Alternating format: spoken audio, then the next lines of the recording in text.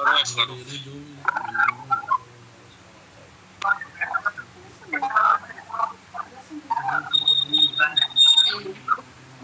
आप सबको मेरा नमस्कार और सारे लोग अपने अपने माइक को म्यूट कर लीजिए। Good morning, very good morning. Naresh Rathore कैसे ग्रीन दिख रहा है? मैम मेरा कैमरा ग्रीन नहीं आ रहा है, जस्ट फोन लिया है। अच्छा, माइक को म्यूट कर लीजिए। तो उस दिन हमने आपको होमवर्क दिया था, कोई बताएगा कि क्या होमवर्क था?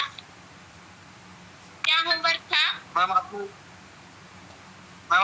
होमवर्क दिया था ड्रेसिंग सेंस के बारे में और सेकंड डेवलपमेंट के बारे में, पर्सनालिटी डेवलपमेंट।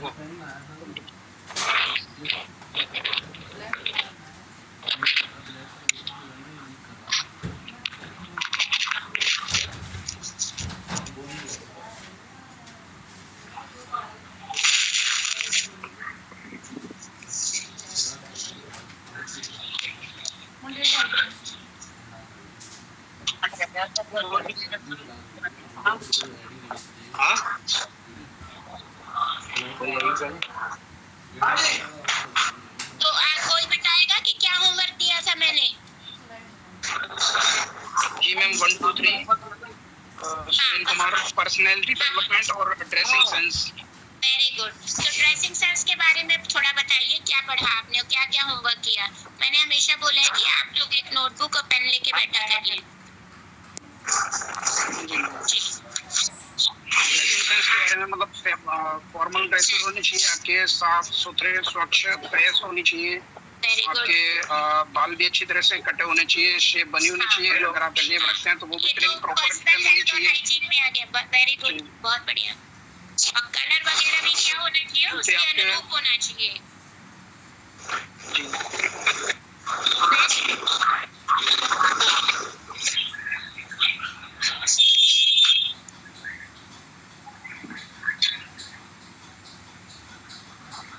माइक बंद कर लो, जिसके ऑन है आवाज नहीं आती। तो कैसे आप अपने ड्रेसिंग सेंस को इम्प्रूव कर सकते हैं, बताइए। देखिए, हम लोग क्या सोचते हैं, ड्रेस खरीदने के लिए भी क्या होता है ना, हम लोग ब्रांड खरीदते हैं, लेकिन सब कोई ब्रांड को नहीं अफोर्ड कर सकता है। तो कभी-कभी आजकल क्या बाजार में डुप्लीकेट ब्रांड आते हैं, तो हमें हमेशा डुप्लीकेट ब्रांड से बचना चाहिए। ये सारी चीजें टेक्निक है, ठीक है?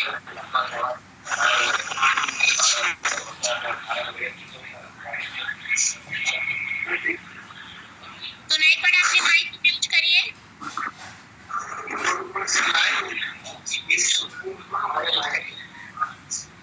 पहली बात तो हमें ब्रांड के नाम पर डुप्लीकेट ब्रांड से बचना चाहिए।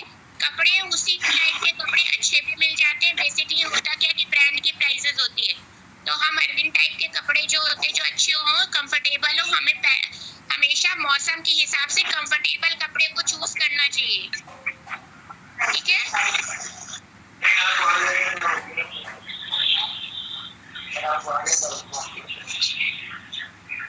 भाई माइक बंद कर लीजिए आप अपने।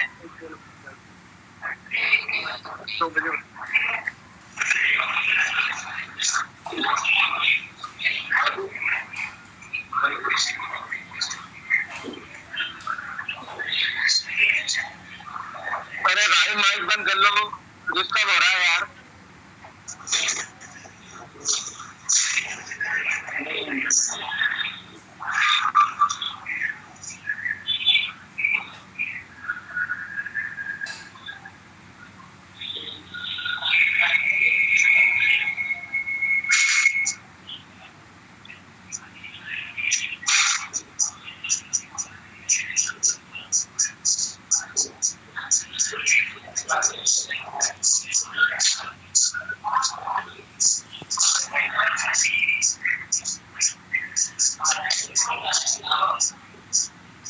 ये है कि हमें क्या है, मौसम के अनुरूप पहनना चाहिए। जैसे अभी बहुत गर्मी उमस वाली है, तो हमें सिंथेटिक वगैरह पहनने से बचना चाहिए। जितना हो सके कॉटन कपड़े चूज करने चाहिए। तो मटेरियल भी बहुत मैटर करता है ना? शो ऑफ के चक्कर में हम लोग क्या होता है, ग्लेस और शाइन के चक्कर में पहन लेते हैं, लेकिन वो हमारे बॉडी को सूट नहीं करता है। और बेसिकली गाइड के प्रोफेशन में क्या है, कंफर्टेबल कपड़े जो है बहुत इंपॉर्टेंट है ना। और हमें अपने बॉडी शेप को जानना चाहिए कि हम देखने में कैसे हैं। कितने टाइप के बॉडी शेप है, कोई कहता है एप्पल शेप आता है, एक पियर शेप आता है, फिर रेक्टेंगुलर होते हैं, फिर आवर ग्लास शेप होता है, मतलब अपनी बॉडी है। तो अगर एप्पल शेप है, एप्पल मतलब क्या, ऊपर से थोड़ा सा चौड़ा और नीचे से थोड़ा कम। तो इसमें कैसे मतलब ऊपर का जो है वो थोड़ा राउंड शेप लेके रहता है और नीचे का साइड थोड़ा स्मॉलर होता है, उसको एप्पल शेप कहते हैं। तो इसमें हमें ट्राई करना चाहिए कि हमारा जो नेक है वो वी नेक होना चाहिए या लोअर नेक होना चाहिए, तो हमारा जो ऊपर का चौड़ा भाग है वो कम लगता है। अभी कलर पे भी आ जाएंगे। तो हमें पता है कि जब हम अपना कपड़े पहनते हैं और शीशे के सामने खड़े होते हैं तो कौन सा कपड़ा फबेगा और कौन सा नहीं पड़ेगा, उसमें कलर भी मैटर करता है। अगर आप पियर शेप है तो पियर शेप में क्या होता है, जस्ट उल्टा एप्पल का, ऊपर से पतला और नीचे का जो वेस्ट पार्ट है वो थोड़ा चौड़ा और भारी होता है। तो इसमें क्या होता है कि हमें हाई वेस्ट का जो पैंट होता है उसको हमें पहन लेना चाहिए और बहुत लाइट फैब्रिक वाली चीजें पहननी चाहिए, है ना। इसमें जो हमारा वेस्ट, कौन किसका माइक खुला हुआ है? इसका माइक जरा मैम विकास का 134 का खुला हुआ है, आप इसे डिसेबल कर दो। मतलब अगर ये बंद करते रहे कितना डिस्टरबेंस होता है, मतलब कुछ खुद अपना कॉमन अंडरस्टैंडिंग लगाना चाहिए, हम रिमूव कर देंगे।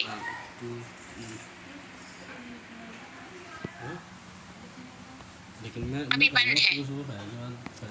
विकास अग्रवाल, विकास सोनी और विकास सैगर,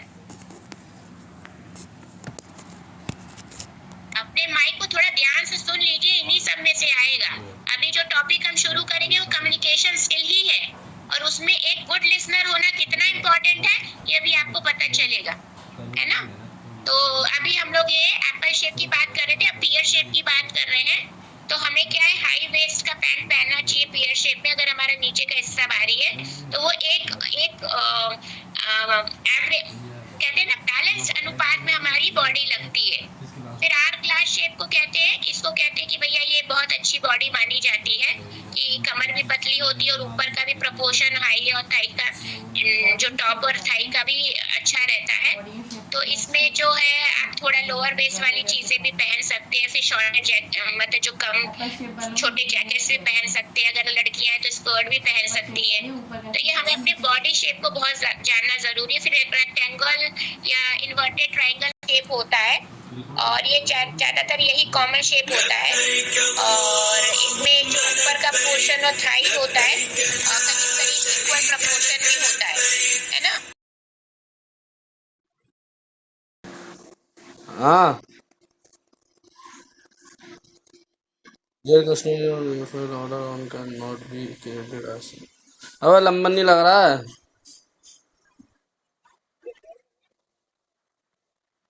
अबे हमारा साल का वो हो चुका है, पूरा सिलेंडर पूरे आ चुके।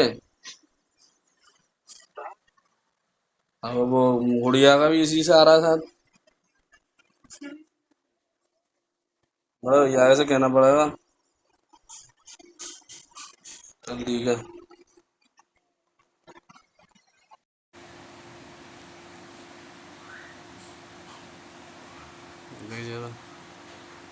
Dear customer, your refill order cannot be credited as the consumer has already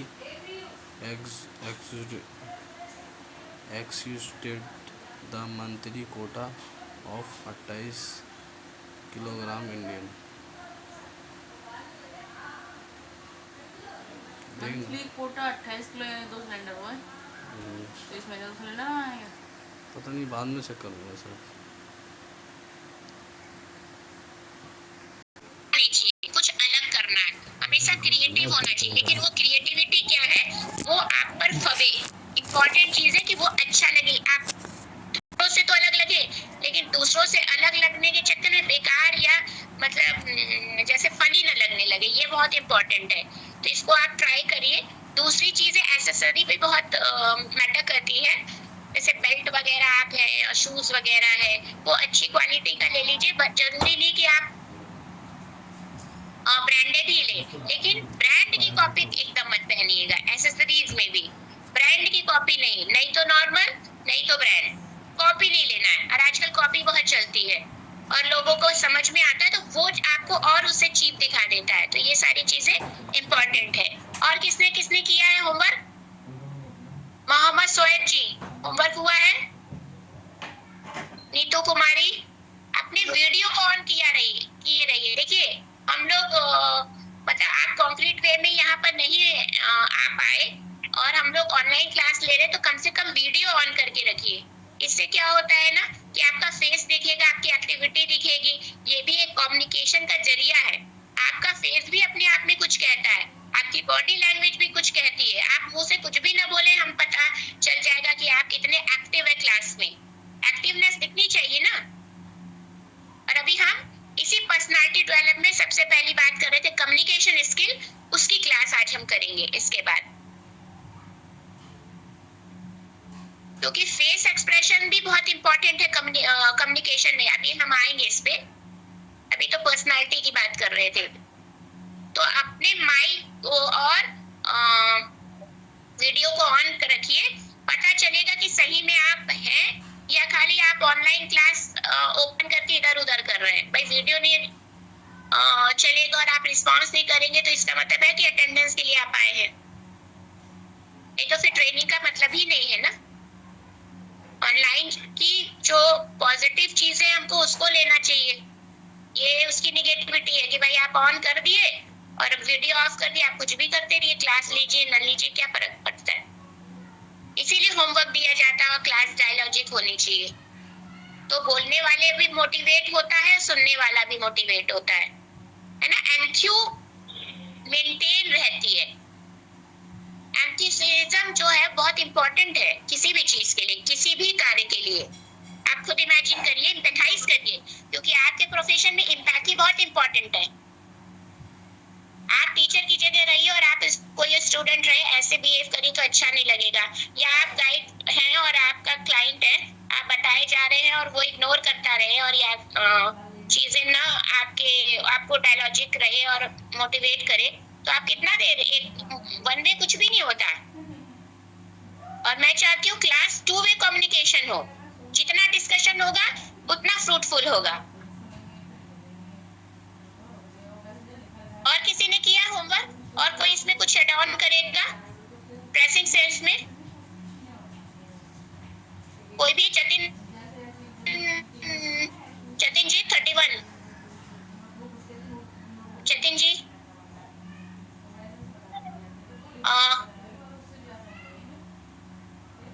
Jatin जी, मेरी आवाज आ रही है? मेरी आवाज आ रही है? Yes ma'am. हाँ, तो अब आप लोग रिस्पॉन्स करिए। ठीक, आप लोग रिस्पॉन्स करिए। और किसी ने अपना होमवर्क कंप्लीट किया है, पॉइंट्स वगैरह लिखे हैं? क्योंकि यहाँ टाइम जाता रहेगा। हाँ, तो आप बताइए। हाँ, जो यस मैम बोल रहे हैं वो अपना नाम और हाँ 136 विकास सागर, हाँ, जिसमें मैंने ड्रेसिंग सेंस के इम्प्रूवमेंट हुआ है, ड्रेसिंग सेंस में लिखा हुआ है मैंने। हाँ बताएं। जैसे हमें ना हमें बॉडी टाइप्स में ध्यान देना चाहिए अपना।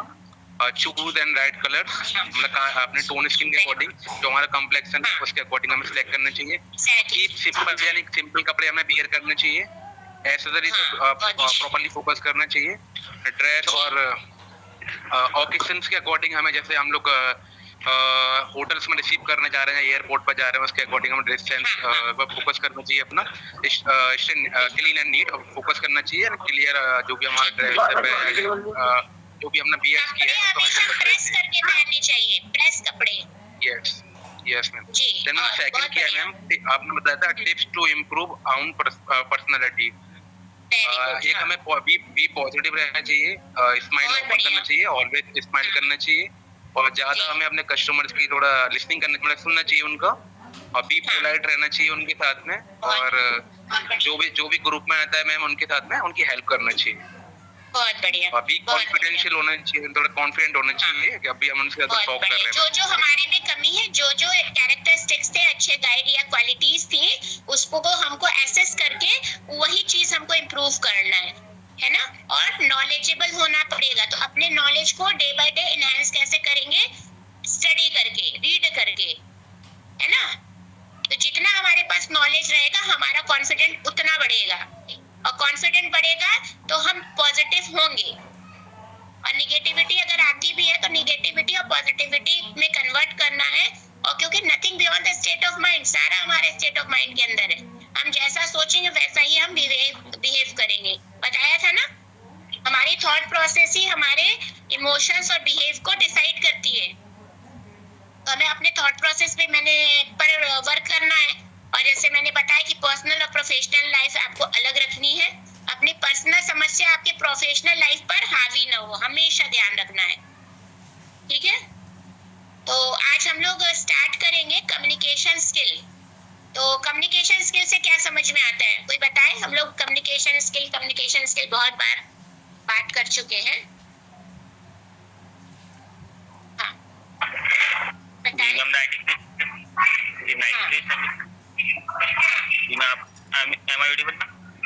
हाँ हाँ, यू आर ऑडिबल। कम्युनिकेशन से ये मराद है कि उससे लहजा पता लगता है, बात करने की स्पीड कितनी अच्छी है, सामने वाले कितना मुतासिर यानी कन्विंस कर सकते हैं इस तरीके से। हाँ, तो अच्छा, बहुत सही आपने बताया। क्या बिना कम्युनिकेशन के? हाँ हाँ, बताइए, एकदम बताइए। A lucid way to express your thoughts. Very good, very good. तो सबसे पहले क्या होता है, हम अपने आप में अलग अलग इंडिविजुअल हैं, ठीक है। और हम क्या बिना कम्युनिकेशन के सरवाइव कर सकते हैं ना? जैसे ही आंख खुलती है, हम कम्युनिकेट करना स्टार्ट कर देते हैं दूसरों से, है ना। करते हैं कि नहीं करते हैं? घर से शुरू ही होता है। जैसे ही आंख खुली, अच्छा कितना बजा है, घड़ी देख लिए, किसी से पूछ लिए। तो जो बातचीत करते हैं, और बातचीत शुरू कैसे होती है? थॉट से। हमारे दिमाग में एक थॉट आता है ना। हमें कुछ विचारते, सोचते हैं, फिर उसको क्या करते हैं? मैसेज बनाते हैं। अच्छा, हमको ऐसे बताना है, तो उस बताने वाली प्रक्रिया वो हम दूसरे को, है ना, जब बताते हैं तो भाषा के माध्यम से बताएंगे, और उसके तरीके भी अलग अलग होते हैं। वो अभी हम बताएंगे, डिस्कस करेंगे, चाहे लिख के बताएं, चाहे बोल के बताएं, है ना, चाहे अपने बॉडी एक्शन से बताएं, लेकिन बताएंगे उसको। और उसके बाद जो दूसरा व्यक्ति है वो उसको क्या करेगा? सुनेगा, और सुनने के बाद वो समझेगा, और समझ के वो फिर प्रति उत्तर देगा। ऐसे ही होता है ना रोज, क्यों? Yes, ma'am. हाँ, जी मैम। तो ये हुआ कम्युनिकेशन, मतलब संचार। हम कैसे दूसरे से इंटरैक्ट कर रहे हैं। मैम एक कम्युनिकेशन स्किल एक ऐसी स्किल है जिससे ना हम एक दूसरे के या फिर अपने क्लाइंट के क्लोज आ सकते हैं, और एक ट्रस्ट पैदा कर सकते हैं। और ट्रस्ट पैदा करना बहुत जरूरी होता है। And communication skill 3 types of like oral and written and body language. This is also is communication skill is body language, you know. हाँ, बहुत बढ़िया। और बताइए, अच्छा बोला आपने। कॉमन अंडरस्टैंडिंग यही है। एंड कम्युनिकेशन स्किल्स है क्या, सॉरी हिंदी में क्या बोलते हैं इसको? संचार। यस, बात का आदान प्रदान करना, एक ट्रस्ट पैदा करना, और अपनी चीजों का, अपने आइडियाज का, अपने विचारों का आदान प्रदान कैसे करना, है ना। तो ये सही बताया कि इसके टाइप्स होंगे। हम लिख के भी करते हैं, बोल के भी करते हैं, है ना, विजुअली भी कर सकते हैं, एक आदमी से भी कर सकते हैं, ग्रुप में कर सकते हैं, है ना। एक लीडर है, वो आके भाषण देता है, वो भी कम्युनिकेट कर रहा है। आप फेस टू फेस करें, मोबाइल पे करें, है ना, वीडियो चैट से करें, या वीडियो कॉन्फ्रेंसिंग से करें, सब क्या है? ये अलग अलग वे ऑफ कम्युनिकेशन है, क्योंकि अपने आइडियाज को दूसरे तक पहुंचाना, यही कम्युनिकेशन है ना। and also we can reach there the person in the three kind of like in written, oral and body language. Exactly तो कम्युनिकेशन क्या है? एक तरीके से एक्शनेबल ट्रांसफॉर्मेशन, मतलब transfer of information from one person to another person और group और same place और फार अवे, ठीक है, through writing, speaking, any medium what they want to use, किसी भी तरीके से। तो अब इसमें ये हो गई एक हमारी कॉमन अंडरस्टैंडिंग कि संचार क्या है। तो जो ट्रांसमिशन ऑफ मैसेज होता है, तो अब ये बात समझ में, कभी कभी क्या होता है ना, खुद से भी कम्युनिकेशन करते हैं ना, अपने में बात कर लेते हैं, है ना, और अपने को ही फीडबैक दे देते हैं लेकिन बेसिकली कम्युनिकेशन में एटलीस्ट 2 लोग होने चाहिए, है ना, कम से कम 2 लोग के बीच ही संचार कंप्लीट होगा। कभी कभी इसको verbal communication, non verbal communication, written communication, visual communication ऐसे नाम दे दिए गए हैं, ठीक है। तो अब हमको ये बात तो समझ में आ गई साधारण उसमें, तो इसकी एक पूरी प्रक्रिया भी समझ आ गई है कि ये एक प्रोसेस है, ये एक प्रोसेस है, प्रोसेस है कि नहीं है? जी मैम। कैसे हुआ प्रोसेस? एक पूरी प्रक्रिया है, क्योंकि एक्शन कर रहे हैं हम इसमें। तो एक्शन जब कर रहे हैं तो इसका मतलब उस प्रोसेस को कैसे हम समझेंगे कि जैसे कोई एक व्यक्ति है, ठीक, उस व्यक्ति के दिमाग में कुछ आइडिया आया, तो उसके स्टेप्स होंगे, किसी भी प्रोसेस के स्टेप होंगे। तो वो स्टेप क्या है? बेसिकली 5 भागों में हम लोग डिवाइड करते हैं, और वो 5 भाग क्या है? पहले तो कोई भी पर्सन है या कोई भी ग्रुप है, किसी का भी कुछ भी हो सकता है कि एक आइडिया आया। अब वो आइडिया को क्या करेंगे? हम इनकोड करेंगे। इनकोड मतलब कुछ एक सेंटेंस में अपने दिमाग में उसको बनाएंगे मैसेज फॉर्म में, है ना, कि हमको मान लीजिए चाय पीने का इच्छा हो रहा है, ये हमारी दिमाग की सोच है। अब हम विचार करेंगे कि चाय हम कहाँ पिए, घर में पिए, पत्नी से मांगे, माँ से मांगे, या बाहर जाके पी ले। फिर उस पर विचार आया, ठीक है। अब जब वो विचार फाइनल हो गया तो लगा कि नहीं, बाहर जाएंगे तो मेहनत है, धूप भी है, गर्मी लग रहा है, घर में ही बोलते हैं। तो फिर हम उसके बाद विचार आया कि किचन में कौन रहता है, तो किचन में इस समय मान लीजिए माता जी रहेंगी, बहन रहेंगी, तो हम उनको आवाज लगाएंगे। तो ये सारी थॉट प्रोसेस है, उसके अकॉर्डिंगली हम एक मैसेज को फॉर्म कर रहे हैं, है ना। आइडिया फॉर्मेशन हुआ, फिर उस आइडिया फॉर्मेशन का हमने इनकोडिंग किया, और इनकोडिंग करने का मतलब है उसको एक मैसेज फॉर्म में बनाया। और मैसेज फॉर्म में आके हमने बोला, बहन या जो भी नाम है, मेरे लिए एक कप चाय बना दो, ऐसे बोल दिया ना, वो मेरा इनकोडिंग हो गया। अब इनकोडिंग होने के बाद हमने उसको बोल दिया, तो हमने वर्बली बोला, ओरली बोल दिया, ठीक। अब हमने चैनल का सिलेक्शन किया, अगर दूर है ना, तो दूर है तो हमने उनको फोन कर दिया, क्योंकि मोबाइल सबके पास है, तो हमने वाया मोबाइल फोन कर दिया। मान लीजिए चैट कर दिया, लिख के व्हाट्सएप कर दिया कि मुझे चाय चाहिए, और ये अगर बगल में किचन है तो आवाज लगा दिए, ठीक है। तो ये चैनल का सिलेक्शन भी कर लिया। अब जो रिसीवर है, तो रिसीवर ने उसको सुना, हो सकता है आपने बोल के बोला हो तो उसने सुन लिया हो, व्हाट्सएप देख लिया हो, जो भी आपके बीच में कम्युनिकेशन हो रहा है जैसे भी। तो अब जब उसने सुना कि आपने एक कप चाय मांगी, तो अब उसने उसी तरह से उसको डिकोड किया, उस मैसेज को सुन के डिकोड करना मतलब अंडरस्टैंड करना दिमाग में, और वैसे ही तो वो समझ गया कि आपने चाय मांगी, ऐसा नहीं कि आपने मांगा चाय और उसने समझा कि पानी। बात समझ में आ रही है? जिस आइडिया से, जिस थॉट से, जिस अंडरस्टैंडिंग से आपने मैसेज भेजा, उसी अंडरस्टैंडिंग से पाने वाले को समझना पड़ेगा। ये इंपॉर्टेंट, देखिए ये सारी चीजें ध्यान रखेंगे तभी हमें बैरियर समझ में आएंगे कम्युनिकेशन का,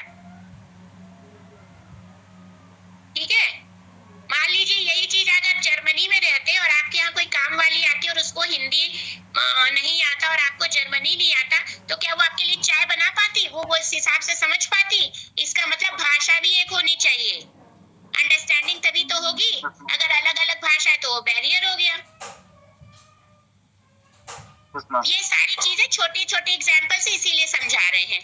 तो जब उन्होंने इनकोड किया और वो वही अंडरस्टैंड किया और आपके लिए चाय बढ़िया बना दी और फिर वो लेते हुए आ गई और आपको चाय दे दिया और आपने चाय पिया, तो इसका मतलब उनका फीडबैक आ गया। ठीक है, चाय बन के आ गई और बोल दिया लीजिए आपकी चाय। तो ये जो प्रोसेस हुआ, ये पूरा सर्कल पूरा हुआ कम्युनिकेशन का। ठीक है, तो इसमें क्या क्या चीज आ गई? 5 स्टेप है, लिख लीजिए। Step of communication process. पहला है कि आइडिया फॉर्मेशन। एक आइडिया हमारे दिमाग में आया, उसको हमने फॉर्म किया।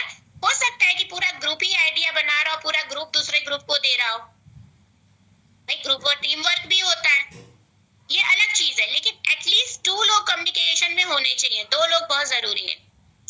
तो पहला स्टेप है कि कम्युनिकेशन प्रोसेस में आइडिया बनाना, फिर उसको इनकोड करके मैसेज करना और चैनल का सिलेक्शन। अब देखिए, इसमें जो भेजने वाला होता है, ध्यान से सुनिएगा, कॉपी पेन ले लीजिए, ध्यान से। जो भेजने वाला हो रहा है अपने मैसेज को, या जिसके दिमाग में आइडिया आया या जिसने चैनल का सिलेक्शन किया, उसको बोलते हैं सेंडर। सुनिए, आ रहा है कि नहीं समझ में? सेंडर।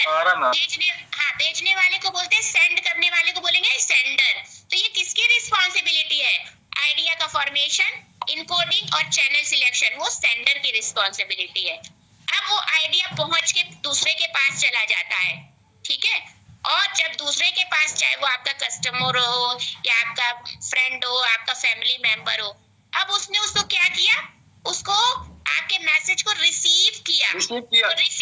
तो रिसीवर, तो एक रिसीवर हुआ। अब देखिए, जो 5 स्टेप है, पहले 3 स्टेप सेंडर करेगा और लास्ट के 2 डिकोडिंग एंड फीडबैक वो करेगा रिसीवर। तो एक पूरा सर्किल या चैनल बना कि नहीं बना? तो रिसीवर का है काम, रिसीवर के दिमाग में आइडिया आया, उसने उसको मैसेज के फॉर्म में इनकोड किया, फिर उसने एक चैनल का सिलेक्शन किया और उसको भेज दिया। अब रिसीवर ने उसको प्राप्त करने के बाद उसको डिकोड किया। डिकोड करना मतलब अपने दिमाग से समझना, चाय को चाय समझना। आपने चाय मांगा तो उसको मांगा ही समझना। ठीक है, और उसके बाद समझने के बाद उसको फीडबैक देना। बिना फीडबैक के आपका कम्युनिकेशन साइकिल या कम्युनिकेशन प्रोसेस संपूर्ण नहीं माना जाएगा। ठीक है, और जब आप फीडबैक प्राप्त करेंगे तब आप रियलाइज करेंगे कि आपका संप्रेषण, जो भी संचार का संप्रेषण है, वो सही था कि नहीं था। ये एक इफेक्टिव कम्युनिकेशन क्या कंटिन्यूअस प्रोसेस है, और ये चलता रहेगा जब तक कि हम अपने गोल को अचीव न कर पाए। मतलब फिर सेंडर उसको दूसरा मैसेज देगा, फिर वो उसका फीडबैक देगा, फिर ऐसे करेगा, जब अपने गोल पर पहुंच जाएंगे कम्युनिकेशन समाप्त हो जाएगा। ठीक है, अगर मान लीजिए चाय आप तक पहुंची और चाय में अदरक या इलायची कम थी, तो आप फिर उसको बोलेंगे कि ये चाय अच्छी नहीं है, दूसरी बनाओ, या तो अभी मैं पी ले रहा हूँ, आधे घंटे बाद बना देना, कुछ भी आप कहेंगे। और अगर आप सेटिस्फाई हो गए तो वहां कम्युनिकेशन खत्म। ठीक है, ये हुआ कम्युनिकेशन प्रोसेस। अब इसमें सबसे ज्यादा आता है कि इफेक्टिव कम्युनिकेशन के लिए क्या जरूरी है, कौन कौन से तत्व या कौन कौन से एलिमेंट्स होने चाहिए, जिसको हम लोग कहते हैं 7 पिलर ऑफ कम्युनिकेशन। इसमें एक 5C भी आता है इफेक्टिव कम्युनिकेशन के लिए, उसको भी मैं बताऊंगी, लेकिन एक मोटा मोटी तौर पे नॉर्मल में हम समझते हैं। तो सबसे पहला क्या है, ये सबके लिए, ऐसा नहीं कि हम पर्सनल वे में कह रहे हैं। एक मिनट, हेलो, हाँ, गुड मॉर्निंग आलन जी।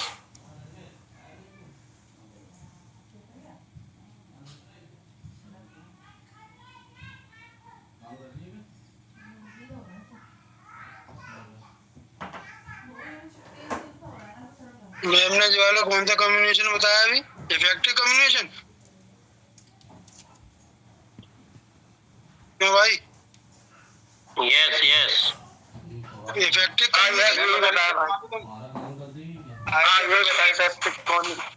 सुनिए, इफेक्टिव मतलब प्रभावशाली। क्योंकि क्यों कम्युनिकेशन स्किल जरूरी है? आपका बोलना ही पर्याप्त नहीं है, आपका अच्छा बोलना होना चाहिए। और गाइडिंग के लिए तो कम्युनिकेशन ही रीढ़ की हड्डी है। तो इफेक्टिव कम्युनिकेशन की बात कर रहे थे हम। तो इफेक्टिवली हम कैसे कम्युनिकेट कर सकते हैं? सबसे पहला स्किल है कि हमको एम्पैथाइज करना चाहिए। ये तो पर्सनालिटी डेवलपमेंट और गाइडिंग स्किल में भी। एम्पैथाइज करना मतलब क्या? कि हम रिसीवर की जगह खुद को रख के सोचेंगे, तभी सही से कम्युनिकेशन कर पाएंगे। क्या क्या रिसीवर की दिक्कतें हैं, या रिसीवर कैसे समझ सकता है, उसका माइंड का सेट कैसा है। जब हम उसकी जगह रख के करेंगे तो हम उसके अकॉर्डिंगली अपने मैसेज को इनकोड करेंगे, है ना। तो हमें क्या करना है? चीजों को रिसीवर के पॉइंट ऑफ व्यू से समझना है। तभी वो जो एक म्यूचुअल एग्रीमेंट है वो बना रहेगा, मेंटेन रहेगा। सिर्फ आप कहने तक रहेंगे और आप एम्पैथाइज नहीं करेंगे और रिसीवर। कौन आवाज दे रहा है?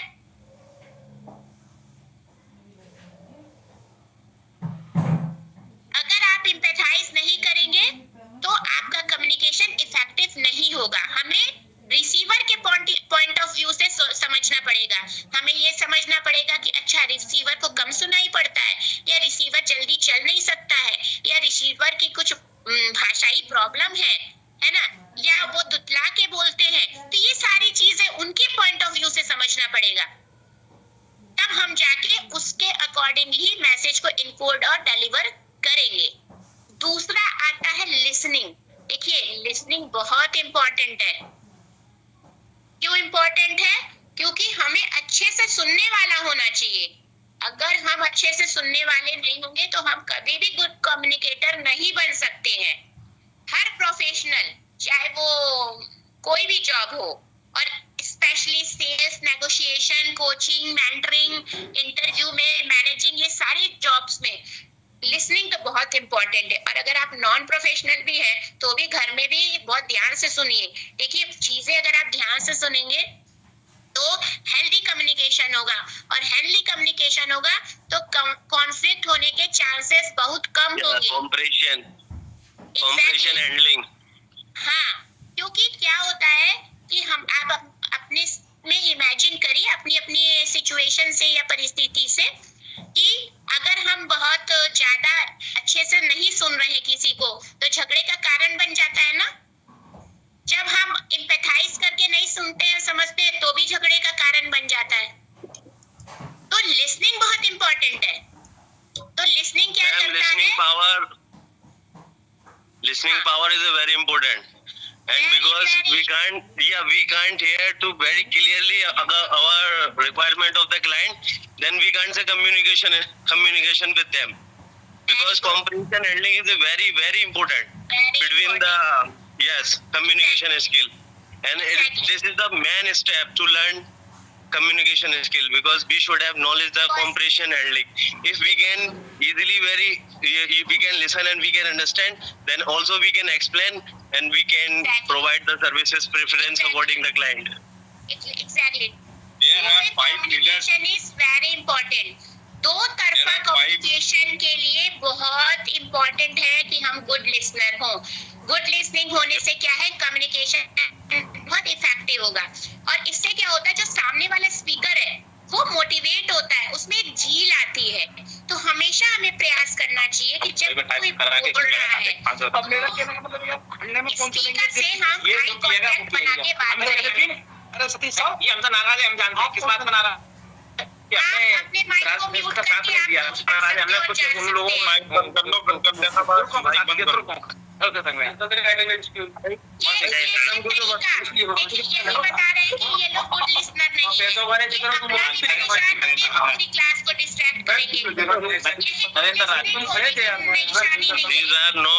Yes, ma'am. Yes, ma'am. You are right. These are not motivating because they are interrupt the class. क्योंकि ये डिस्टर्ब कर रहे हैं और खुद भी नहीं सुनेंगे, उनको उससे तो परेशानी है नहीं। देखिए अच्छा गुड लिसनर होना जरूरी है। देखिए अपने क्लास से आप एग्जाम्पल लीजिए, आप अपने क्लास से एग्जाम्पल लीजिए कि जो गुड लिसनर नहीं है उससे क्या क्या प्रॉब्लम आ रही है। मेरे और आपके ग्रुप डिस्कशन में कितनी दिक्कत आ रही है, यही कम्युनिकेशन बैरियर है। ऐसे लोग कम्युनिकेशन बैरियर है, देख लीजिए। इसीलिए अभी हम ऑफ नहीं कर रहे, आपको समझा रहे हैं कि लिसनिंग क्यों इम्पोर्टेंट है। Why the listening is so important for an effective communication. Such type of people always distract the class. And in future, I am Ma'am, not please going to remove those tolerate persons. anymore. यार इसे हमारा दूसरा मतलब है, ये हमारे घर के ताल्लुकात है। स्पीकर को डिमोटिवेट कर सकता है। ये एग्जाम्पल है, इसलिए योगी तू हमारा कि पीर भाई का है, communication भाई के सब लिए तो है, ये barriers को break करना अभी भाई बहुत परेशान चल रहा है, बोला चल रहा है हमारे बंदे नहीं हुआ कोई बोले जा रहे हैं मैम लोग थोड़े से मीटिंग के बल्लू की नहीं कल की भाई कोई ऐसी है तो बेस मत करो भाई साहब, बल्लू की कल की बात कर रहे हो यार। बल्लू ने तो रखवाई ये मीटिंग, करता धरता ही वही है, आमने सामने डिबेट होगी कल आगरा। मैम जो लड़ाई कर रहे हैं बाहर कर दीजिए। सीओ के यहाँ है, सीओ के ऐसा बंदा सीओ के हाथ में कल आज फाइनल है भाई, बाहर कर दीजिए, आप रिमूव कर दीजिए।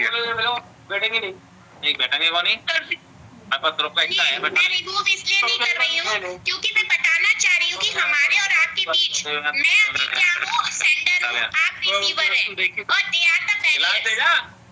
क्योंकि इन्हें क्लास तो करनी है, इन्हें रिसीव नहीं करना, इन्हें डिस्ट्रैक्ट करना है, डिस्टर्ब करना है। इसीलिए गुड लिसनिंग बहुत इंपॉर्टेंट है। Now I understand ma'am. बंद करते हैं एक सिगरेट और लिए अच्छा लिसनर होना जरूरी है। तो जब भी आप बात करें, जब भी किसी से स्पीकर से को सुने, उससे आई कांटेक्ट मेंटेन करिए। 17 आदमियों के स्टूडियो में तेरे मन्ना ने अदना ने क्या नाम है उस लड़के का, रब्बान कुरैशी, उसका काम कराया मैंने अभी। ये देखिए अब इन लोगों ने नाम बताइए, अब मैं इनको क्या बात कर रही थी, नाम बताइए कौन कौन ऑन है। मैम मोहम्मद शमशाद पे और कौन है रिमूव, और कौन है बादल वर्मा। एक मिनट, ऑन होल्ड कौन है भाई? सैनी कौन है ये? ऑन होल्ड पर कैसे चले गए ये ऑन होल्ड पता नहीं क्यों दिखा रहा है। हाँ तो अब थोड़ी शांति हुई मैम कॉल आ अब ये है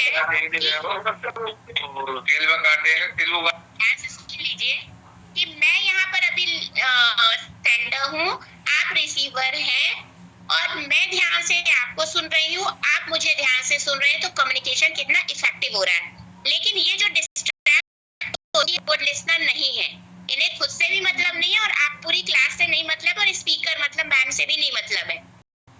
तो जब भी मैं आपसे बात करूं, मैं एक एक लोगों की बात ध्यान से सुनूं, जब आप मुझसे बात करें, है ना, तो मैं आपकी ध्यान से सुनूं, जब मैं बात करूं तो आप मुझे ध्यान से सुने। तो इससे क्या होता है कि चीजें बहुत क्लियर होती है।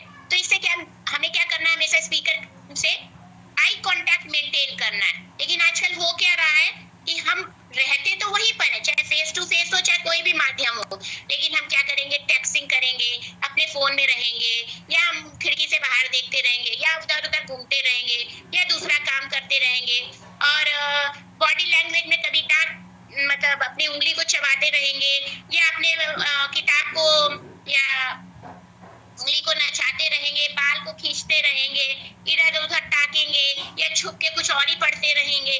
ये सारी चीजें क्या है, अच्छे लिसनर के लिए ये निशानी नहीं है। जो अच्छा लिसनर होगा वो क्या करेगा, वो आई कांटेक्ट मेंटेन करेगा, तो स्पीकर को भी लगेगा ना कि हाँ बड़े ध्यान से सुन रहा है, इसको इंटरेस्ट आ रहा है। और जो अच्छा लिसनर होगा वही अंडरस्टैंड करेगा, क्योंकि हियरिंग और लिसनिंग में फर्क होता है। हियर मतलब कुछ भी जा रहा है और वो निकल जा रहा है, वो भेजे में नहीं घुस रहा है। लेकिन लिसनर क्यों बोला गया, गुड हियरिंग भी बोल सकते, सुन तो वो भी रहे जो हमारे क्लास को डिस्ट्रैक्ट कर रहे थे, सुन वो भी रहे थे, लेकिन वो डिस्ट्रैक्ट कर रहे थे, वो लिसन नहीं कर रहे थे। उनसे को ये मतलब ही नहीं था कि टीचर या बाकी स्टूडेंट्स क्या बात कर रहे हैं, क्योंकि वो अंडरस्टैंड नहीं कर रहे थे। आप इतना बोल रहे थे कि बंद कर दीजिए, लेकिन बंद नहीं कर रहे थे, है ना। दूसरा चीज होता है कि यही अगर नहीं करेंगे तो इंटरैक्ट नहीं होगा। इंटरैक्शन, डिस्ट्रैक्शन अच्छे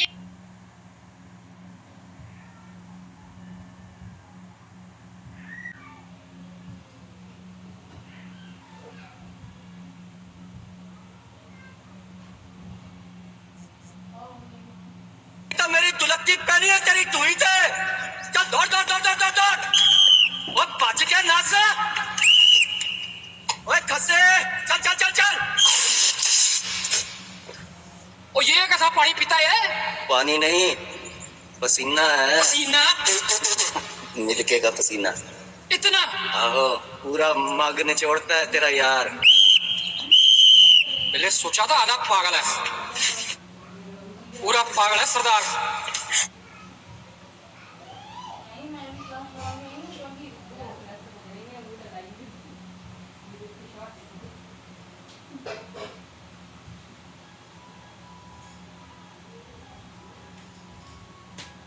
अरे जो फोन वाले परेशान कर रहे हैं यार।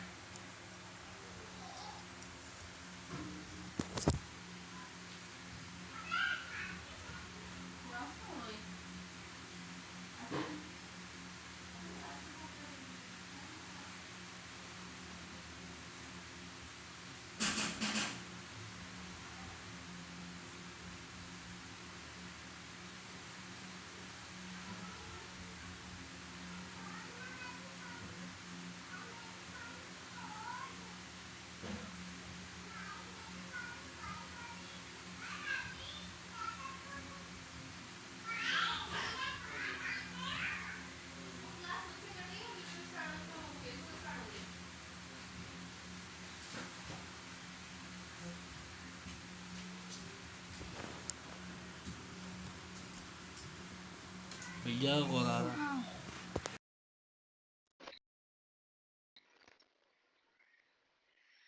क्लास चल रही थी मेरी।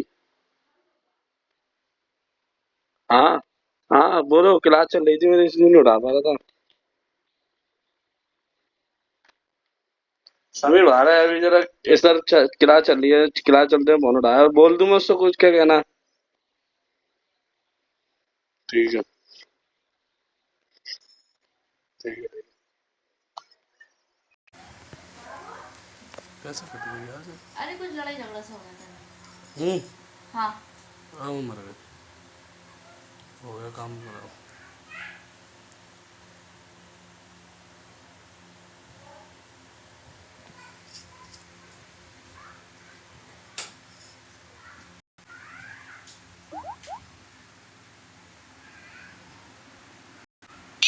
क्योंकि कभी कभी होता है ना कंफ्यूजन वाली बातें, तो मैं बार बार इसीलिए कहती हूँ आपका डायलॉजिक होना क्यों जरूरी है, क्योंकि मेरी समझ में ये आए वो आपका फीडबैक है, वो इंस्टेंट फीडबैक है। आप जैसे प्रश्न मुझसे पूछेंगे मैं समझ जाऊंगी कि कितना मेरा कहा हुआ आपको समझ में आ रहा है और मुझे कहाँ करेक्ट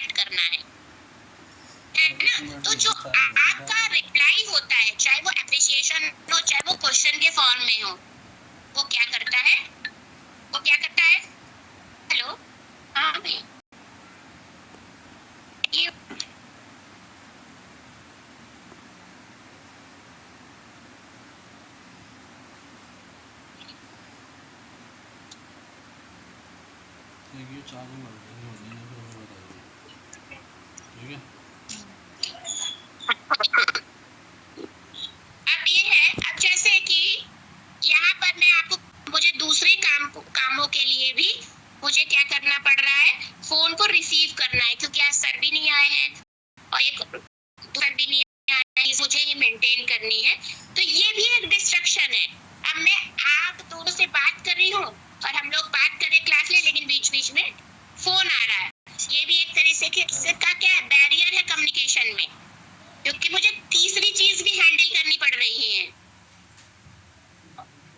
ठीक है, तो क्लैरिटी की बात समझ में आ गई सबको? Yes ma'am, yes ma'am. अब क्या होता है, वर्बल कम्युनिकेशन तो मान लीजिए ओरल है, चलो हमने बोल दिया। अब आता है नॉन वर्बल, जिसमें हम वो लैंग्वेज को भी रख सकते हैं, फिर एक रिटर्न कम्युनिकेशन है। तो हमें नॉन वर्बल कम्युनिकेशन भी बहुत सोच समझ के बोलना चाहिए, वो ज्यादा इंप्रेसिव होता है।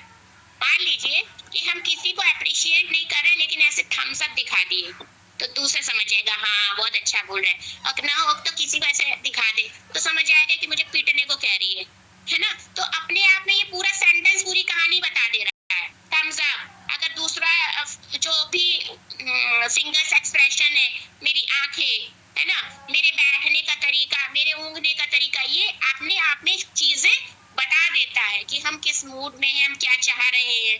तो ये भी बहुत इंपॉर्टेंट है। नॉन वर्बल कम्युनिकेशन को आप हल्के में मत लीजिए,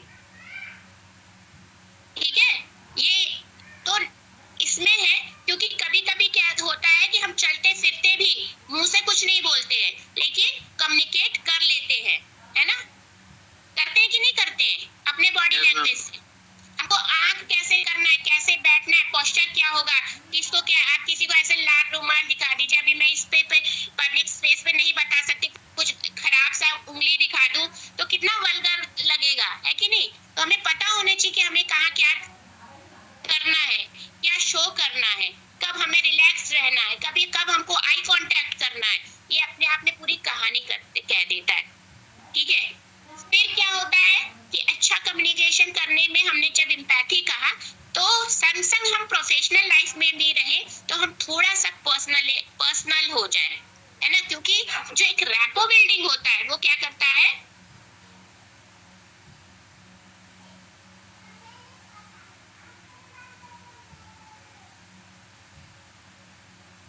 है ना। तो इसमें क्या कहते हैं कि हमें बी पर्सनल भी होना चाहिए। जैसे कि आप और मैं प्रोफेशनली जुड़े हैं, लेकिन मैं अगर रैपो बिल्ड करूं या आप रैपो बिल्ड करें, तो आपकी कुछ एक पर्सनल समस्या जो रिलेटेड हो उसको भी मैं सुनूंगी। और खासकर तब जब मैं अकेली टीचर हूं यहाँ पर अभी, और आप बहुत सारे स्टूडेंट हैं, या ऑफिस में सीनियर जूनियर हैं, या स्टाफ है जिनको मेंटेन करना होता है, जो लीडरशिप में रहते हैं। तो आप भी अपने ग्रुप के लिए क्या है, लीडर ही तो है। अगर आप किसी टूरिस्ट को घुमाने ले जा रहे हैं तो आप ही सर्वेसर पर, वो आपके गाइडलाइन में चल रहा है, तब आपके लिए भी पर्सनल होना बहुत जरूरी है। मान लीजिए चलते चलते किसी के पैर में ही दर्द हो जाए, अभी आपके यहाँ किसी को कोई समस्या हो जाए, तो आप हमसे शेयर करेंगे, फिर हमसे बोलेंगे मैम मैं जाऊँ कि न जाऊँ, तो मैं उसको बताऊंगी कि हाँ जाइए कि नहीं जाइए, है ना। तो ये बी पर्सनल होना भी इफेक्टिव कम्युनिकेशन के लिए बहुत जरूरी है। फिर आता है रिस्पेक्ट। रिस्पेक्ट भी हमें जरूरी है। और रिस्पेक्ट मतलब क्या, अभी जो आपने देखा क्लास में जो भाई साहब इतना आवाज कर रहे थे, जो किसी की बात नहीं कर रहे थे, तो एक तरीके से मुझे जहां तक पता है ना, वो रिस्पेक्टफुल नहीं है किसी के लिए, उन्हें फर्क ही नहीं पड़ता, उन्हें किसी की भाषा का रिस्पेक्ट। किसने खोला, कौन है अभी? क्योंकि रिस्पेक्ट क्या है, किसी भी हेल्दी, हाँ जयसिंह बादल जी, ठीक। आप ध्यान से सुनिए, रिस्पेक्ट क्या है, जैसे कि हमारी बॉडी को स्वस्थ रखने के लिए क्या है, मिनरल विटामिन की जरूरत होती है ना। तो रिस्पेक्ट भी एक हेल्दी कम्युनिकेशन के लिए वाइटल रोल प्ले करता है वर्क प्लेस पे। और हमेशा हमको ध्यान में रखना चाहिए कि हम सबके लिए रिस्पेक्टफुल रहे। हम अब अगर रिस्पेक्टफुल नहीं है तो हम चीजों को शॉर्ट आउट नहीं कर सकते। एक दो बार आपके डर के मारे कोई सुनेगा, तीसरी बार नहीं सुनेगा। जो जैसा आप देंगे वैसे ही वो आपको पलट के जवाब दे देगा।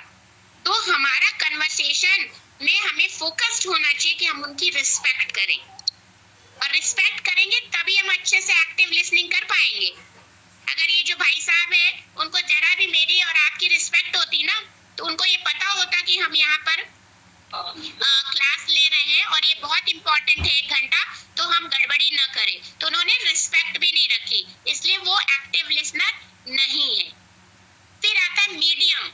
गुड कम्युनिकेशन में जो एलिमेंट है वो मीडियम भी बहुत इंपॉर्टेंट है, चाहे वो मेल हो, चाहे वो फोन कॉल हो, चाहे फेस टू फेस हो, है ना। ये सारी चीजें मीडियम भी इंपॉर्टेंट है कि कहाँ हम मैसेज डिलीवर कर रहे हैं और किस मीडियम को प्रेफर करते हैं। अभी भाई देखिए, अगर आप आते सर्किट गाइड के लिए यहाँ रहना पड़ता है तो हम लोग फेस टू फेस इंटरेक्ट होते, लेकिन भाई टेक्नोलॉजी हाई है तो ऑनलाइन में भी अब हमको दिक्कत नहीं हो रही है, हम आराम से पढ़ सकते हैं, है ना। लेकिन ईमेल ऐसी चीज है कि जब हम कुछ मैसेज ड्रॉप कर रहे हैं या कुछ भी चैट कर रहे हैं तो क्या है, वो अपने अकॉर्डिंगली देखेंगे और मुझे रिप्लाई करेंगे। वो इंस्टेंट रिप्लाई, इंस्टेंट फीडबैक वाला माध्यम नहीं है। तो हमें कैसा काम है, कैसी जरूरत है, तो उसके अकॉर्डिंगली हम चीजें डिसाइड करते हैं। लेकिन मीडियम में भी डिस्ट्रैक्शन होता है, बहुत ज्यादा ही होता है। मान लीजिए आपने मैसेज ड्रॉप किया और आपको मेल भेजना, इंटरनेट ही काम नहीं कर रहा, आप कम्युनिकेट ही नहीं कर पाओगे। अभी मैंने लैंग्वेज को, ये सारे बैरियर्स है। मीडियम में जो भी डिस्ट्रैक्शन है वो बैरियर्स है। मान लीजिए कि हम आपसे विजुअल इंटरेक्ट हो रहे हैं और बगल में आवाज खटखट हो रहा है कि कोई दरवाजा भाड़ भूड़ कर रहा है, तो क्या है, वो भी डिस्ट्रैक्शन है। तो वो भी एक और नॉइज, तो एक्स्ट्रा नॉइज भी क्या है, इफेक्टिव कम्युनिकेशन में डिस्ट्रैक्शन है। तो हमें मीडियम का चॉइस भी, जो हमें मीडियम चूज करना वो भी इम्पोर्टेंट है। जैसे हमारा ये रूम है तो ये हमारा प्रशिक्षण कक्ष हो गया, तो जब मैं क्लास लूंगी तो मैं कहूंगी सबको या तो चुप बैठो या तो इस रूम से जाओ, क्योंकि मुझे पिन ड्रॉप साइलेंट चाहिए, क्योंकि मैं जो बोलूं बस वही नॉइज जाए और कोई नॉइज डिस्ट्रैक्ट ना करे। तो मीडियम भी इम्पोर्टेंट है, ठीक है। तो मैं एक इफेक्टिव कम्युनिकेशन के लिए 5C बड़ा यूज होता है, तो वो 5C भी आप समझ लीजिए। अच्छा देखिए, हम लोग जो फॉर्मल होता है, इनफॉर्मल कम्युनिकेशन है, बेसिकली मुंह से ओरल बोलते हैं, घर में बाहर है, और आपका गाइडिंग जो प्रोफेशनल है वो उसमें भी आप ओरल मतलब मुंह से जो बातचीत करके ही अपनी चीजें शॉर्ट आउट करेंगे। लेकिन रिटन कम्युनिकेशन बहुत इंपॉर्टेंट है, और जितना भी काम होता है पब्लिक स्फीयर में, जो ऑफिशियल वर्क है वो क्या है, एक तरीके से रिटर्न वर्क है। रिटर्न भी तो कम्युनिकेशन का माध्यम है, लेकिन बहुत टीडियस है। उसका अपना है कि रिटर्न कम्युनिकेशन क्या इंपॉर्टेंट है, वो टाइम टेकिंग तो है लेकिन प्रूफ है, उसका प्रूफ है। एक एक लेटर अगर हमें अपने बॉस से करना है तो उनको एप्लीकेशन लिखना है, फिर वो मुझे लेटर के माध्यम से रिप्लाई करेंगे, फिर हम लेटर के माध्यम से आगे बढ़ेंगे। इसीलिए क्या ना, फाइल फाइल फाइल। तो जो फाइल ऑफिस में होती है वो क्या है, वो रिटर्न कम्युनिकेशन है, वो भी वे ऑफ कम्युनिकेशन है। फाइल में क्या है, क्या क्या काम हुआ, क्या क्या किससे बात की है, वो लिखित माध्यम में है। आजकल कंप्यूटर है, कंप्यूटर से रिटर्न सब करते हैं, वो अपने को स्टोर भी कर लेता है। तो ये रिटर्न कम्युनिकेशन में, तो मैं अब बता दे रही हूँ। तो ओरल, रिटर्न, लैंग्वेज मोटा मोटी मैंने बता दिया है। तो 5C में क्या होता है इफेक्टिव कम्युनिकेशन में, इसमें आता है पहला, हमें हमेशा अपने जो कम्युनिकेशन है उसमें चेकलिस्ट करना चाहिए, क्या 5C पूरा हो रहा है कि नहीं। तो पहला मैंने क्लैरिटी बता दिया। गुड कम्युनिकेशन के लिए क्लैरिटी को मैंने बहुत अच्छा से बता दिया। चाहे मेरे थॉट्स हैं, अगर वही क्लियर नहीं है तो हम क्लियर लिख नहीं पाएंगे, नहीं बोल पाएंगे। तो क्लैरिटी हमारे दिमाग से ही शुरू हो जाएगी। जो भी आइडिया आया, जो हम मैसेज इम्पोर्ट करेंगे, वो क्लियर होना चाहिए, खुद में कंफ्यूजन नहीं होना चाहिए। जब खुद में नहीं होगा तो लिखने में भी कोई कंफ्यूजन नहीं होगा, जिससे कि रीडर या जो रिसीवर है वो अच्छे से समझ ले, पढ़ ले, सुन ले और उसी तात्पर्य से समझे जिस तात्पर्य से आपने कम्युनिकेट किया। उसमें भाषा का बड़ा रोल है। होगी तभी वो ऐसे समझेगा, और अगर वो भाषा रिसीवर को आती नहीं होगी तो नहीं समझ पाएगा। लैंग्वेज बैरियर हो जाएगा। हाँ, तो आपको मैसेज और आइडिया वो कम सेंटेंस में रखिए, क्लियर करिए, छोटे रखिए, ग्रामर मिस्टेक मत करिए, और आसानी से समझ आने वाली मैसेज को इंपोर्ट करिए जिससे कि रीडर या रिसीवर समझ जाए। अब आता है कोहेसिवनेस। देखिए सी से शुरू हो रहा है ना, इसलिए कोहेसिवनेस है। कोहेसिवनेस मतलब एक दूसरे से जुड़ा हुआ होना चाहिए, क्योंकि कभी कभी क्या होता है ना, कोहेसिवनेस नहीं रहने से क्या होगा बताइए, मैसेज में तारतम्यता रहनी चाहिए। पता ऐसा न हो कि एक हमने मैसेज बना दिया फिर दूसरा बना दिया और एक दूसरे में कोई लिंक ही नहीं है, कोई लॉजिक ही फिट नहीं हो रहा है। अब पढ़ने वाला सुनने वाला समझ रहा है कि कहना क्या चाह रहा है ये, है ना, ये आइडिया तो समझ ही नहीं आ रहा है। तो हमें आइडियाज पर फोकस्ड करना चाहिए, और मैसेज जब भी हम इनकोड करें उसमें तारतम्यता रहनी चाहिए। पहला मैसेज में दूसरे मैसेज से, दूसरे में तीसरे मैसेज से एक जुड़ाव होना चाहिए, अलग अलग नहीं रखना चाहिए। पता चला अभी कुछ और बात कर रहे हैं, पहुंच गए कुछ और बात करने, फिर वापिस आ गए, फिर पहुंच गए, तो सुनने और समझने वाला क्या है, वो पागल हो जाएगा, उसको समझ में नहीं आएगा कि चाह क्या रहा है। तो ये कोहेसिवनेस इसको बोलते हैं, ठीक है। और जो रहे, और स्पेशली जब हम लिखते हैं उसमें सब्जेक्ट डालते हैं, और जब हम नीचे बोलेंगे तो उसमें एक तारतम्यता रहनी चाहिए। फिर कंप्लीटनेस,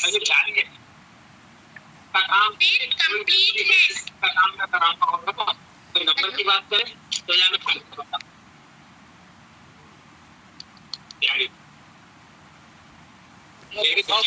जो कहता है कि नहीं इनके कहने खामा का मोहम्मद इंसान तो तैयारी का 2 मिनट हो रहे हैं ma'am they are not good listener, remove them. लेकिन नंबर की good listener, they are communication variant.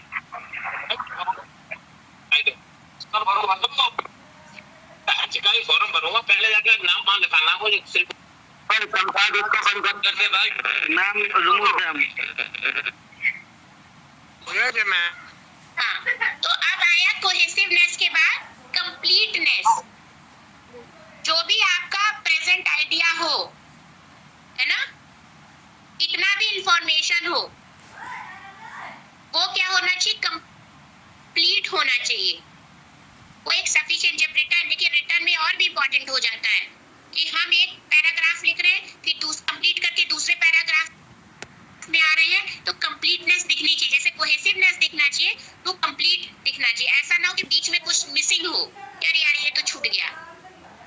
और कंक्लूडिंग सेंटेंस जो होता है पैराग्राफ का, ये हमारे लास्ट का बोलने का, वो पूरा का पूरा टॉपिक हमारा समराइज कर दे कि हम अल्टीमेटली चाह क्या रहे हैं। तो ये तीसरा है 5C में से। फिर कंसाइजनेस, है ना, आपको वर्ड को बहुत सिंपल वे में एक्सप्रेशन करना है, छोटा, कंसाइज मतलब छोटा, है ना, कोई भी फिलर यूज नहीं करना है, कोई भी फिलर। क्लास कितने स्टार्ट होगी मैडम? गागर में सागर भरना। हाँ, वेरी गुड, गागर में सागर भरना इज कंसाइजनेस। कोई भी फिलर वर्ड नहीं करना है। जैसे हमने लिख दिया लंबा करें, हमें 5 किलोमीटर जाना है, और distance of 5 kilometre, no, just 5 kilometre. Mixed together लिखने की क्या जरूरत है, मिक्स्ड मतलब ही एक दूसरे में मिक्स करना, है ना, अंटिल मतलब उस समय तक। तो हमें भी जो भी जो भी वर्ड्स होते हैं उसको कहते हैं redundant words. Communication to the point करना है, टू द पॉइंट करना है, अनावश्यक फिलर्स नहीं है। और करते करते उसमें क्या है, रिपीटेडली एक ही वर्ड नहीं बोलना, जैसे और अजीब सी आवाज नहीं निकलनी है, जैसे बहुत लोग हाँ अरे यार इस टाइप के वर्ड यूज नहीं करने, ऐसी वॉइस भी यूज नहीं करनी है ना। छोटे सेंटेंस जैसे बिकॉज, नियर, हैज, ये सारी चीजें यूज करिए जो अपने आप में पूरी सेंटेंस को छोटा कर देता है। फिर आता है कॉन्क्रीटनेस। कॉन्क्रीटनेस मतलब क्या होता है कि जो दिखे, हमको जो है एब्स्ट्रैक्ट वर्ड्स या टर्म को यूज नहीं करना चाहिए, है ना। तो जैसे हमें व्हीकल ना सीधे कह दो। मैडम अगली क्लास कब स्टार्ट होगी? अगली क्लास नहीं होगी आज, सर की तबीयत ठीक नहीं है, सर की तबीयत नहीं ठीक है। तो आज क्लास नहीं होगी मैडम? नहीं, बस ये मेरी क्लास होगी। ओके ओके ठीक है। Okay ma'am. तो जो जो एब्स्ट्रैक्ट वर्ड्स है जैसे व्हीकल, कार, है ना, वो उसमें समझी में नहीं आएगा, तो हमको क्या कॉन्क्रीट वे में यूज करना है। जैसे हम बता रहे नहीं होगी, वही तो मैं बता रही हूँ। Okay ma'am okay. अरे भाई आप सुनने सब तो एक बार लोग सुन तो यही सर। तो हमें हमेशा कॉन्क्रीटनेस समझ में आई। जैसे हम कहीं से आए तो हम कहे I come here from by the vehicles, ये सारी यूज नहीं कर, व्हीकल्स नहीं, हम किससे आए एग्जैक्ट बताओ। अगर हम क्रेटा से आए तो हम क्रेटा बताएंगे, तो वो वर्ड लिखना, वो कॉन्क्रीट है। सून, विद इन अ मंथ, वो समझ में नहीं आएगा, अरे कौन से मंथ। सीधे बोलेंगे 30 जुलाई, तब हमको समझ में आएगा कि हाँ कॉन्क्रीट वे में। तो हमें जो कॉन्क्रीटनेस को मेंटेन करना बहुत जरूरी है। तो ये 5C है, ठीक है। तो ये सारी चीजें आज हमने इफेक्टिव कम्युनिकेशन में बहुत सारी चीजें समझी, और इसको आप एक बार पढ़िएगा, और इसमें जो भी क्वेश्चन होंगे आप मुझसे रेज करिएगा नेक्स्ट क्लास में। और नेक्स्ट क्लास हमारी होगी पासपोर्ट, वीजा और अदर ट्रैवल डॉक्यूमेंट, उस पर हम लोग कर चर्चा करेंगे, ठीक है। तो आज की क्लास में यही वाइंड अप कर रही हूँ। हाँ, और नेक्स्ट क्लास आपकी नहीं होगी। चलिए मैम सर की क्लास होगी नहीं? शुभ नमस्कार। मैम सर की क्लास होगी नहीं? सर की क्लास नहीं, लीव कर दे रहे हैं। ठीक, ये सोच रखी है आपकी। एक सेकंड मैम अरमान की अटेंडेंस लगा दीजिए।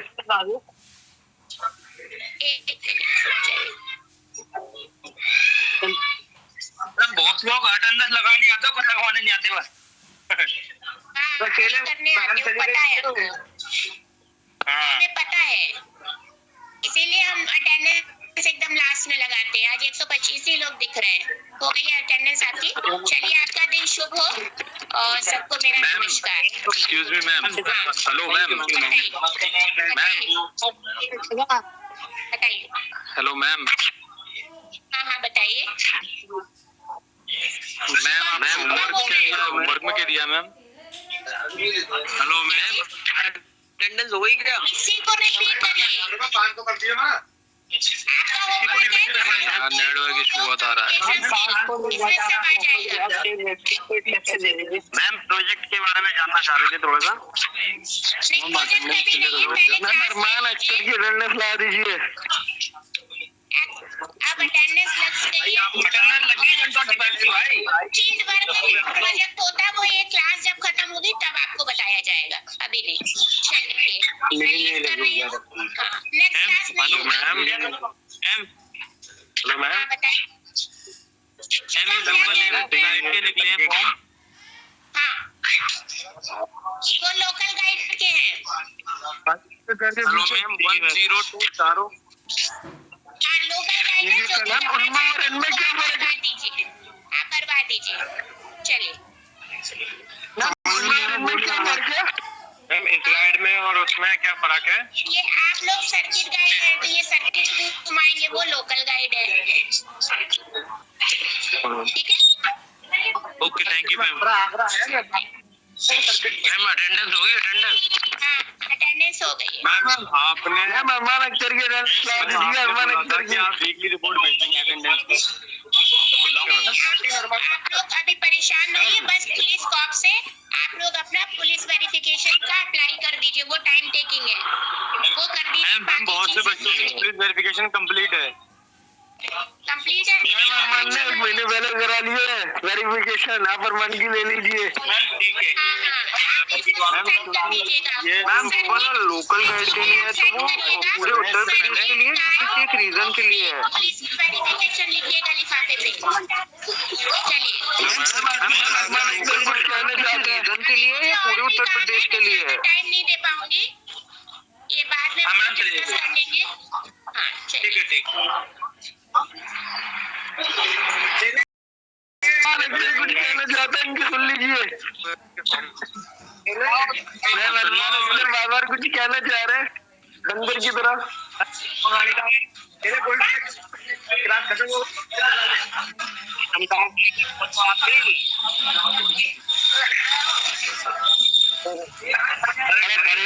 आज बहुत लेट आया,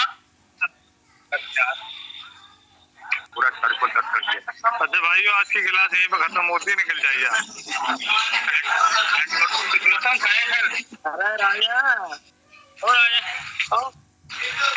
सर आप लेट होता है क्या? हेलो सर, आप लेट होता है।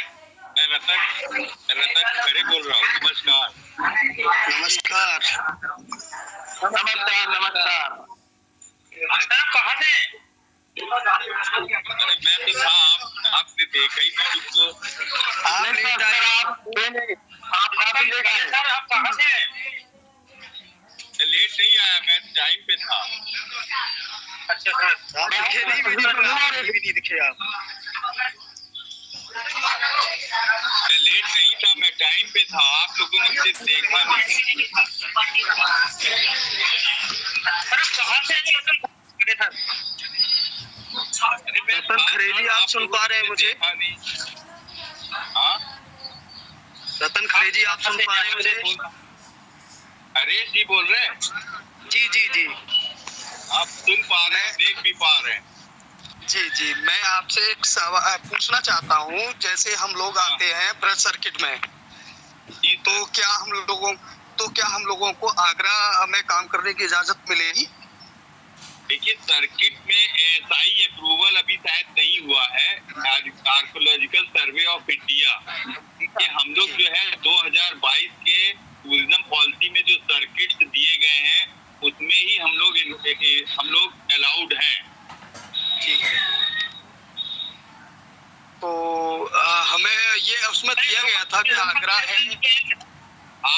आपको सर्किट के बारे में पूरी इंफॉर्मेशन होनी चाहिए। अपनी सर्किट जो आप जैसे ब्रिज सर्किट है, हम सर्किट है, कोई बुद्धिस्ट सर्किट है, तो आपको अपने सर्किट के बारे में पूरी जानकारी होनी चाहिए। आपको है कि नहीं ब्रिज सर्किट की? जी जी जी जी। तो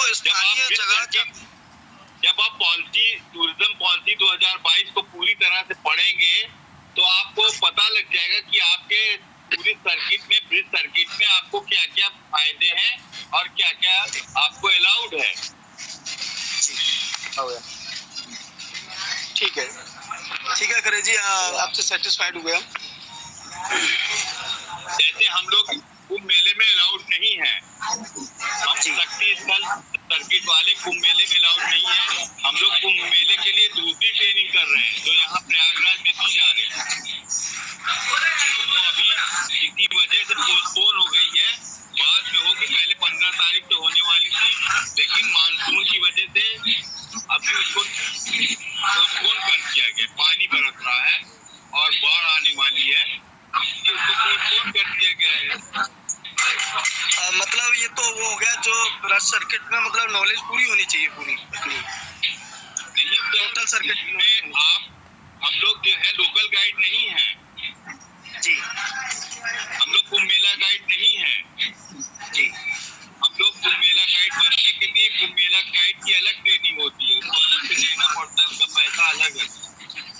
जैसे आप हमें ये बताएं, हम ब्रज सर्किट में आते हैं तो उसमें आगरा आता है और अपना फतेहपुर सीकरी आता है, मथुरा आता है। तो ये आपको एसआई जब अलाउ करेगा तो आप हेरिटेज भी घुमाएंगे। ओके, यही पूछना चाह रहे थे सर। ठीक।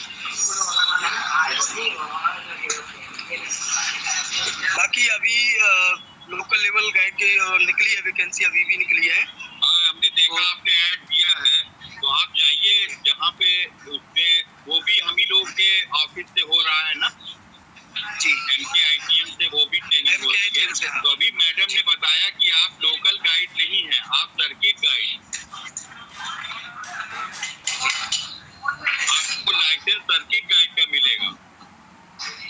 जी, उसमें ये नहीं है कि आपको हेरिटेज घुमाने की इजाजत दी क्या जाए? एक टीचर, आप बताइए, एक टीचर क्या फिजिक्स केमिस्ट्री मैथ सब पढ़ा लेता है? नहीं पढ़ाता है, नहीं पढ़ाता है। तो कोई टीचर फिजिक्स पढ़ाता है, कोई केमिस्ट्री पढ़ाता है, कोई मैथ पढ़ाता है। जब हमारा पर्यटन बहुत बढ़ जाएगा, पहले हमारा पर्यटन सीमित था, तो हमें एक ही गाइड सब सब्जेक्ट पढ़ा देता था।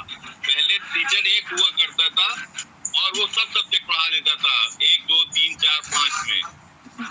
जी, लेकिन जब क्लास बढ़ने लगी, एमए में भी हिस्ट्री में भी 3 सब्जेक्ट होने लगे, एंशिएंट हिस्ट्री, मेडिवल हिस्ट्री और उसके बाद जो है मॉडर्न हिस्ट्री, 3 हिस्ट्री हो गई।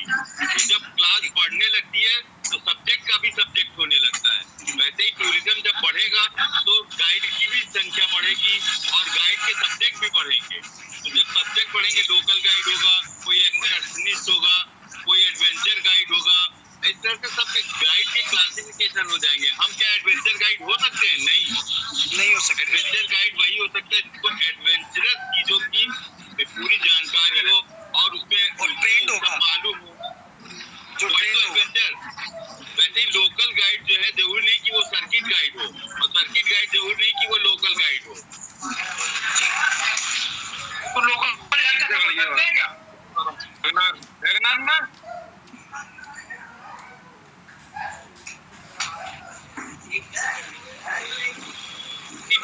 किसी भी जब सब्जेक्ट का वाइड होता है, जब हम एमए में आते हैं तो हमारा हिस्ट्री भी 3 सब्जेक्ट में चेंज हो जाता है, एंशिएंट, मेडिवल, मॉडर्न। वैसे ही टूरिस्ट गाइड जो है बहुत ज्यादा वाइड होगा, लोकल गाइड हो जाएगा, कुंभ मेला गाइड हो जाएगा, आपका सर्किट गाइड हो जाएगा। सर्किट गाइड में भी कई सर्किट के, जैसे आप हमारे सर्किट पे नहीं आ सकते, आप सर्किट के गाइड नहीं बन सकते, आप बनेंगे ब्रिज के गाइड। अगर आप चाहें कि हमको सर्किट मिल जाए तो नहीं मिलेगा। आपको सर्टिफिकेट गाइड का लाइसेंस मिलेगा नहीं, आप सर्टिफिकेट गाइड नहीं बन सकते, आपको बनना होगा ब्रिज गाइड। हम क्या बुद्धिस्ट गाइड बन पाएंगे? नहीं, हम बुद्धिस्ट गाइड नहीं होंगे, लेकिन हम लोकल गाइड की वजह से बुद्धिस्ट को भी घुमा सकते हैं।